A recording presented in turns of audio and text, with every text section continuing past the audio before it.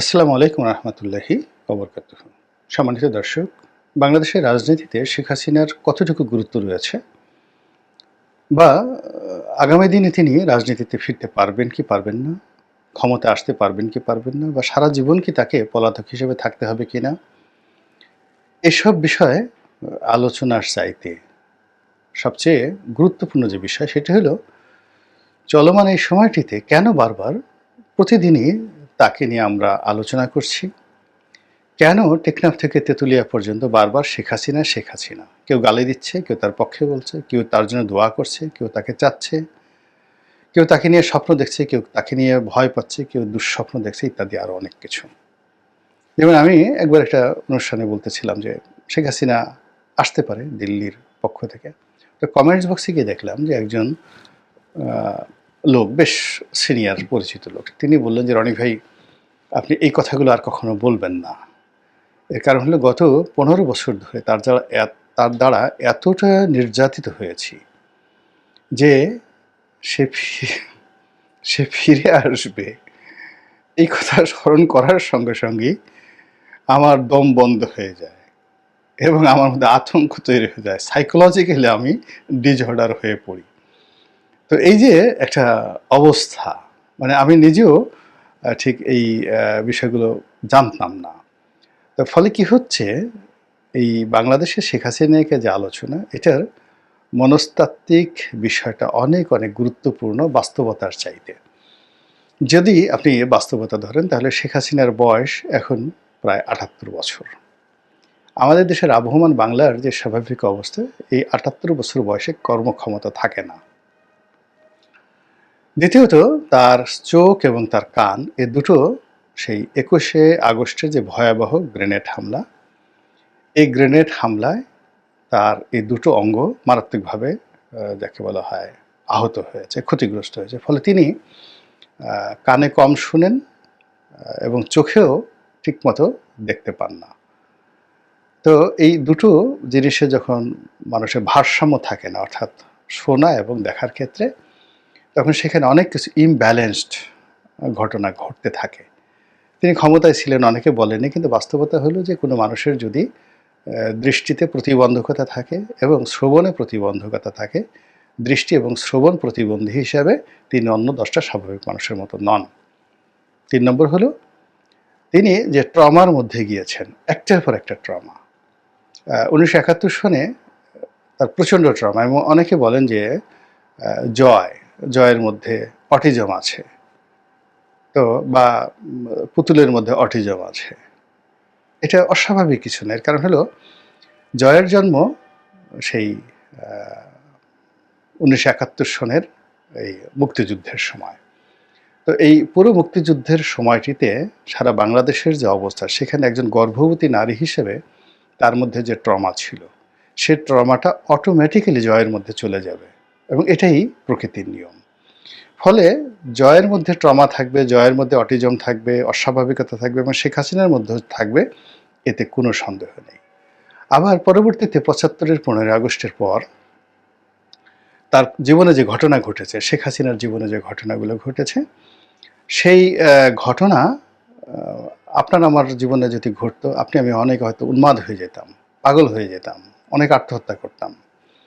কিন্তু তিনি বেঁচে আছেন। ফলে তার এই বেঁচে থাকাটা অন্য স্বাভাবিক ১০টা মানুষের মতো নয়।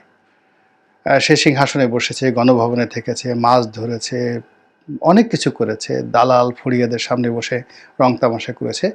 কিন্তু তার যে ছোট ভাই শেখ রাসেল, তো শেখ রাসেলের যে প্রিয় মুখটি তার সামনে এসেছে, শেখ কামালের মুখ এসেছে, শেখ জামালের মুখ এসেছে, এবং বঙ্গবন্ধুর যে পরিবার, মানে অন্য ১০টা পরিবারের মতো নয়। সে আবহমান বাংলার একটা সাধারণ পরিবার। আপনি দেখবেন যে শেখ হাসিনাকে সে বুকে জড়িয়ে ধরে ঘুমিয়ে থাকতেন, শেখ রেহানাকে আর এক বুকে জড়িয়ে ধরে থাকতেন, বাচ্চাদের সঙ্গে তার যে সম্পর্ক, তার মা সারাদিন পান খেতেন, ফজিলাতুন্নেছা, তারপর ওই পান খেয়ে খেয়েই দেখা গেল সে রাজনীতি নিয়ন্ত্রণ করতেন। একটা খুব স্বাভাবিক একটা পারিবারিক বন্ড তাদের মধ্যে ছিল, এবং এটা শেখ হাসিনা তার চাচাতো ভাই বোন থেকে শুরু করে সবার সাথে এই পারিবারিক বন্ডটা তিনি এখনও রক্ষা করেন, ছোটদেরকে স্নেহ করেন, এবং কোথায় আত্মীয় স্বজন আছেন, অনেক দূর সম্পর্কের আত্মীয় স্বজন, কেউ ফুফু খালা অসুস্থ হয়েছেন, তিনি কিন্তু দেখতে যেতেন তাদেরকে। এই পারিবারিক সম্পর্কটা তার মধ্যে আছে। তো সেই পরিবারের একেবারে ঘনিষ্ঠ যারা আছে তাদেরকে যেভাবে নির্মমভাবে তাকে মারা হয়েছে, এই ট্রমা তার মধ্যে আছে। এরপর যখন রাজনীতিতে আসছে, রাজনীতিতে তার উপর ২১শে আগস্টে গ্রেনেড হামলা হয়েছে। চট্টগ্রামের শাহ জামানাতে তার মিছিলের উপরে, সমাবেশের উপর গুলি করা হয়েছে। ১৮ জন লোক সেখানে মারা গেছে। তিনি যেখানে গেছেন সেখানে তার উপর ঢিল ছোড়া হয়েছে, গুলি করা হয়েছে। এই যে অসংখ্য ট্রমাকে নিয়ে তিনি যে স্বাভাবিক জীবনযাপন করবেন, এটা আশা করা যায় না। ফলে তার অনেক কথা বিসাদৃশ্য আছে, অনেক কথায় অ্যারোগেন্সি আছে, অনেক কথায় অসুস্থতার লক্ষণ আছে।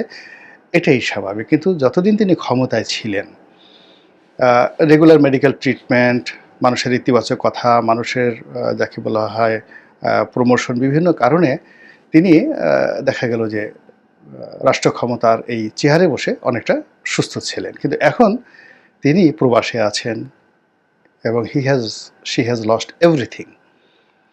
তো সেই অবস্থাতে তার এই এক একটা দিন ১০০ বছরের মতো মনে হবে। ফলে তিনি এই যে ৭৮ বছর বয়সটাকে আরও ৬ মাস ১ বছর পর কীভাবে টেনে নেবেন, এটার সময় না আসলে বলা যাবে না। আপনি দেখেন বেগম জিয়ার কথা চিন্তা করেন। তিনি যখন প্রধানমন্ত্রী ছিলেন ২০০৬ সনে, আপনি দেখেন তার লাবণ্য, তার লালিত্য কোন পর্যায়ে। কিন্তু যেই মুহূর্তে তিনি ক্ষমতাচ্যুত হয়েছেন, তখন আপনি তার চেহারা দেখেন। আবার যেই মুহূর্তে তিনি জেলে গেছেন, তখন তার অবস্থা দেখেন। এবং এখন চেষ্টা করলেও তিনি আর ফিরে যেতে পারবেন না।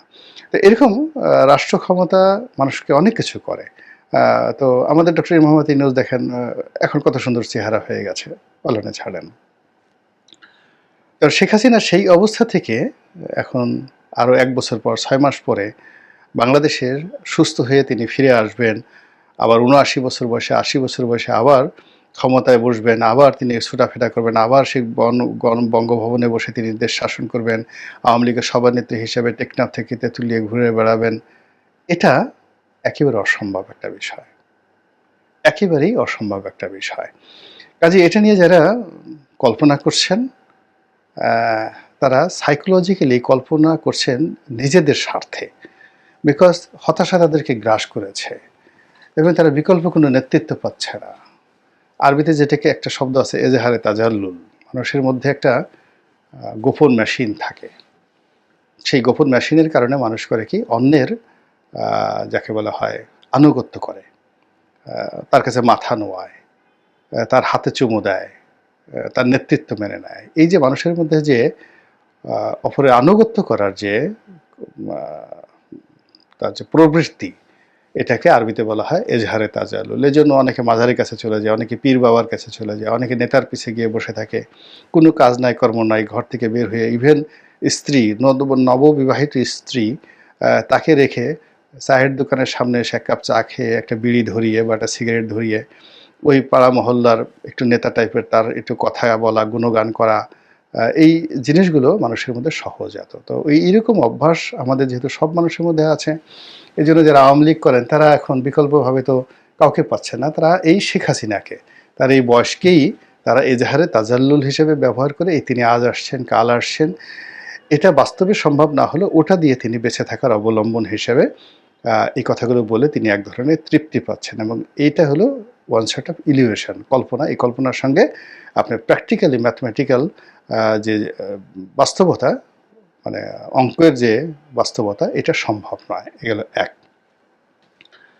২ নম্বর হলো যে আওয়ামী লীগের রাজনীতি আদৌ সম্ভব হবে কিনা। এখানে দেখেন বাইরে যারা গেছে তারা কথাগুলো বলছেন, বিভিন্ন কথাবার্তা বলছেন, এখানে এদের এই কথাগুলো দ্বারা আশান্বিত হওয়া কোনো রকম রিজন নাই। আপনি আওয়ামী লীগ রাজনীতি করতে পারবে কি না, তার বাস্তবতা হলো আওয়ামী লীগের যারা নেতৃবৃন্দ এখনও বাংলাদেশে আছেন তাদের কাছে জিজ্ঞাসা করুন। আপনার সার্জিসের কাছে জিজ্ঞাসা করার দরকার নাই, বিএনপির কাছে জিজ্ঞাসা করার দরকার নাই, কারোর কাছে জিজ্ঞাসা করার দরকার নাই। আওয়ামী লীগের অন্ততপক্ষে হাজার হাজার নেতাকর্মী আছেন যারা বাংলাদেশে আছেন, কেউ পালিয়ে আছেন, কেউ যাকে বলা হয় পালাননি, কিন্তু আওয়ামী লীগ করেন এবং আজীবন তারা মৃত্যু পর্যন্ত আওয়ামী লীগ করবেন, এরকম তাদের ডিটারমিনেশন আছেন। তো তাদের কাছে জিজ্ঞাসা করেন যে আওয়ামী লীগ কীভাবে রাজনীতি করবে। আপনি তাদের কাউকে বলেন যে আচ্ছা ঠিক আছে, আপনি তো আওয়ামী লীগের একটা সাধারণ সদস্য হওয়ার জন্য আপনি তো উদ্গ্রীব ছিলেন, এখন আপনাকে আওয়ামী লীগের দপ্তর সম্পাদক বানানো হলো, সেন্ট্রাল দপ্তর সম্পাদক। আপনি যাই একটু বঙ্গবন্ধু এভিনিউ আওয়ামী লীগ অফিসের সামনে দাঁড়ান তো, দেখেন তো এই বাংলাদেশে যারা আছে তারা কেউ সাহস পায় কিনা। কিংবা ধরুন আওয়ামী লীগের সেক্রেটারি হওয়ার জন্য কত মানুষ বলতে গেলে যে আওয়ামী লীগ যখন ক্ষমতায় ছিল জীবন দিয়ে দিত। এখন আপনি আওয়ামী লীগের যারা পালিয়ে আছে এবং যারা বাংলাদেশে আছে তাদের সবাইকে একটা প্রস্তাব দেন যে তোমাকে আমি 1 কোটি টাকা দেবো না, মানে 10 কোটি টাকা দেবো বা 100 কোটি, যার যত টাকা আছে দেবো, তুমি আওয়ামী লীগের সেক্রেটারি হিসাবে আগামীকাল 12টার সময় এসে এই আওয়ামী লীগের ধানমন্ডির যে অফিস আছে সেই অফিসের সামনে এসে বসো এবং 3 দিন যদি তুমি ওখানে বসে অফিস করতে পারো আমি তোমাকে 1 কোটি টাকা দেবো, যার যার সামর্থ্য 2 কোটি টাকা দেবো। আপনি দেখেন কাউকে পান কিনা। আপনি ওই যে যারা বাইরে বসে বসে বড় বড় কথা বলছেন, আজ আসি কাল আসি, হ্যাং করেঙ্গা ত্যাং করেঙ্গা লাঠিকে আন্দার মুগুর ভারেঙ্গা, তাদেরকে বলে যে ঠিক আছে আমি তোমাকে এটা দেবো, আই উইল গিভ দিস মানি, তুমি জাস্ট আসো বাংলাদেশে, এসে বাইরে যারা আছে 32 নম্বর একটু যাও, তারপরে শেষে সুধা সদনের সামনে একটু যাও, আর আওয়ামী লীগের যে 3-এর অফিস যেটা আছে সেই অফিসের একটু রিপেয়ার করো, তারপর শেষে সেখানে বসে একটু রাজনীতি করো, দেখেন একটা সিঙ্গেল লোক পান কিনা। তো আপনি বাইরে যারা আছে তাদেরকে 100 কোটি টাকা দিয়ে আপনি বাংলাদেশে এখন আনতে পারবেন না, বলবেন যে পরিস্থিতি ভালো না, আমরা এখানে বসে হুং হাং করতেছি, ফুফা করতেছি, এটাই ভালো, হ্যাঁ সুখে আমরা মরতে ওখানে যেতে পারবো না। আবার বাংলাদেশে যারা আছেন, যারা বলতেছেন আজ শেখ হাসিনা আসবে কাল আসবে, তো শেখ হাসিনা আসবে তো এখানে আওয়ামী লীগের নেতাকর্মীদের উপর নির্ভর করে, তো যাদের উপর নির্ভর করে আসবেন তাদেরকে একটু বলেন যে আপনি একটু 0 পয়েন্টে গিয়ে দাঁড়ান, তো নূর হোসেন চত্বরে গিয়ে দাঁড়ান, রাজু ভাস্করের গিয়ে দাঁড়ান, ঢাকা বিশ্ববিদ্যালয়ের জহুরুল হল ঐতিহ্যগতভাবে আওয়ামী লীগের দখলে, আপনি একবার একটু জহুরুল হলের একটা রুমে গিয়া জয় বাংলা বলে আসেন। তো এরকম লোকগুলো, আপনি সাহসী মানুষগুলো যতক্ষণ পর্যন্ত না পাবেন ততক্ষণ পর্যন্ত রাজনীতি হবে না। তো এটা অলৌকিক কোনো বিষয় না, এটা রাতারাতি আপনার ভিতরে একটা বারুদ ঢুকিয়ে দিল, রাতারাতি আপনার ভিতরে মেডিসিন 2টা ইঞ্জেকশন ঢুকিয়ে দিল, করোনার ইঞ্জেকশনের মতো, আপনি অমনি জয় বাংলা বলে একসাথে 1 কোটি লোক রাস্তায় নেমে গেলে, এটা কোনোদিন হয়নি। এটা এখান থেকে গিয়ে আরব হতে হবে। তো এই জমিন, এই বাংলাদেশের জমিন আওয়ামী লীগের এই রাজনীতির জন্য এখন পর্যন্ত একেবারে 0.01%ও ভায়াবল না। যা আছে মানুষের মনে আছে, হৃদয়ে আছে, অন্তরে আছে। এখন এটাকে ভায়াবল করার জন্য, আওয়ামী লীগের রাজনীতিকে আবাদ করতে হবে, একদম কৃষির মতো। আবাদ করার জন্য কি করতে হয়? প্রথমত আপনি একটা জমিকে টার্গেট করবেন, সেটা আগাছা বাঁচতে হবে। তা আওয়ামী লীগের আগাছা কি? আগাছাকে আপনি বেছে ফেলেন, আওয়ামী লীগের যেই জিনিসগুলো আগাছা আছে সেই জিনিসগুলো আগাছা বেছে ফেলেন, জমিকে পরিষ্কার করেন, নাম্বার 1। নাম্বার 2 হলো এই ভূমিটাকে কর্ষণ করতে হবে, মানে মাটি কুপিয়ে সুন্দর করে উলট পালট করে ঠরে সেটাকে চাষের উপযুক্ত করতে হবে। সেই কর্ষণটা কি? টেকনাফ থেকে তেঁতুলিয়া পর্যন্ত আওয়ামী লীগের যারা নেতাকর্মী আছে আবর্জনা মুক্ত করে, যারা কৃষক হবেন আওয়ামী লীগের, সেই যারা আওয়ামী লীগের মাঝি হবেন, তাদেরকে এই আওয়ামী লীগের জমিটা চাষ করতে হবে। চাষ করতে গিয়ে আপনি দেখবেন যে সব জায়গায় অনুর্বর, নেতাকর্মীদের মন ভেঙে গেছে, অফিস ভেঙে গেছে, কারো ঘরে চাল নাই, ডাল নাই, মানসিক প্রবৃদ্ধি নাই, তাদেরকে আশা জাগিয়ে অর্থাৎ সার দিতে হবে, তাদেরকে সার দিতে হবে, এই সার দিতে হবে। তো সার দেওয়ার পরে ভূমির একটা উর্বরতা আসবে। এরপর আপনাকে অপেক্ষা করতে হবে সিজনের জন্য, বৃষ্টির জন্য। বৃষ্টি ছাড়া, পানি ছাড়া আপনি এখানে যত দামি সিড মানে বীজ বপন করেন না কেন, কোনো লাভ হবে না। তো এই যে রাজনীতির একটা সময়, অ্যান অপরচুনিটি, এই যেমন বিএনপির 20 বছর পর এখন একটা অপরচুনিটি এসেছে, 53 বছর পর জামাতের একটা অপরচুনিটি এসেছে, এরকম আওয়ামী লীগের একটা অপরচুনিটি লাগবে, যেটাকে কৃষির ক্ষেত্রে আমরা বৃষ্টি বলি, সিজন বলি।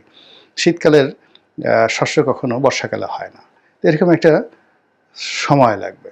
সময় লাগার পরে যখন বৃষ্টি হবে, বৃষ্টি হওয়ার পরে আপনি বীজ বপন করবেন, তারপরে সেখানে ফসল হবে।